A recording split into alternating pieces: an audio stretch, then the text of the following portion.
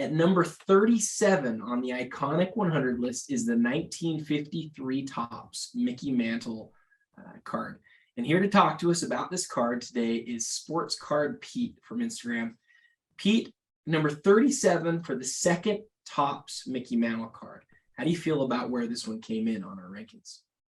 Wouldn't have been more surprised. I thought maybe somewhere in the 50 to 60 range, to be honest with you. And I'm a baseball guy. Here's a couple of things I like about it and what I don't like about it. One, if you put the 51 Bowman Mantle, the 52 Topps Mantle, and the 53 Topps Mantle, and you said, hey, which card is more aesthetically pleasing? I think the 53. I think it is an pose. It's a gorgeous pose of Mickey Mantle, great background. It doesn't get any better than that.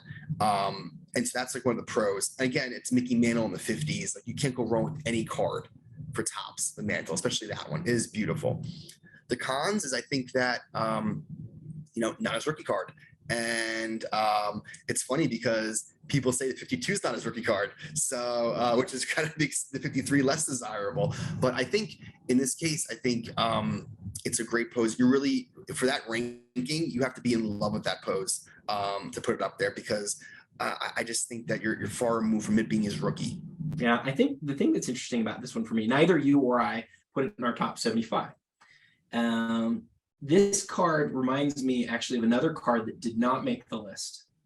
So this one did, to be clear, number 37. But a card that didn't make the list is the second year Michael Jordan card, the 87 Fleer. And I looked at that one for a while and I thought, I know what it is and it's a great card, but it's not on the list. The thing that differentiates Mantle in this situation is Mantle's like canon of great cards is a pretty thin group of cards, right? You're talking about 51 Bowman, you're talking about 52 Topps, and then it's like, okay, you've got all these other great cards. They're all great cards, but there's only 100 spots here. And so I think I would echo everything you said. It's beautiful. It's a great artwork. It's a great pose. It kind of reminds me of that 52 where it's more of an artwork rather than like a straight up image. It's more like a painting than it is like an image of the player. And I think it's a great card. I think 37 is pretty high though. Like and this is sort of counter to what we talked about before when we talked about the Ty Cobb. Sometimes what happens, I think, is when people vote on things like this, they gravitate towards names they know. Mm-hmm. And Mantle is a name that everyone knows. And so you go, okay, Mickey Mantle card, I see it. It's kind of even looks a little bit like the 52. Maybe that should be high on the list. But I agree with you. I think it's a little bit high. Yeah, I really agree with your point about the whole name. It's Mantle, right? So I think Babe Ruth and Mantle and Jackie Robinson are kind of the names that are more mainstream for the hobby. So even though it's not his rookie, it's that knowing that, okay, this is Mickey Mantle, like this should be a high rank. I mean, I obviously didn't rank it, but I can see why they got that rank. Yeah, and I don't think that there's anything wrong with not ranking, and I don't think there's anything wrong with it ending at 37.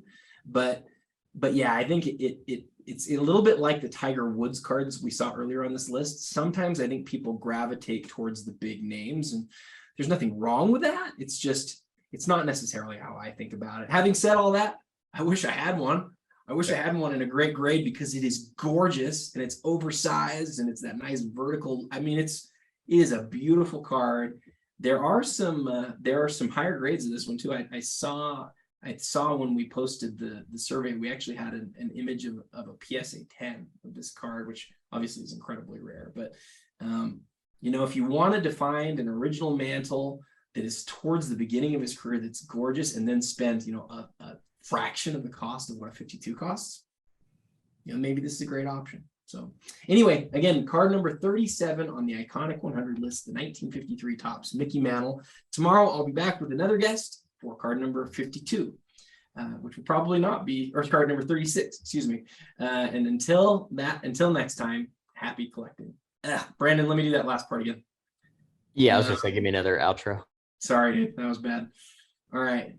Again, Pete, thank you for helping us cover card number 37 on the iconic 100 list, the 1953 Topps Mickey Mantle card. Tomorrow I'll be back with another guest for card number 36. And until then, happy collecting.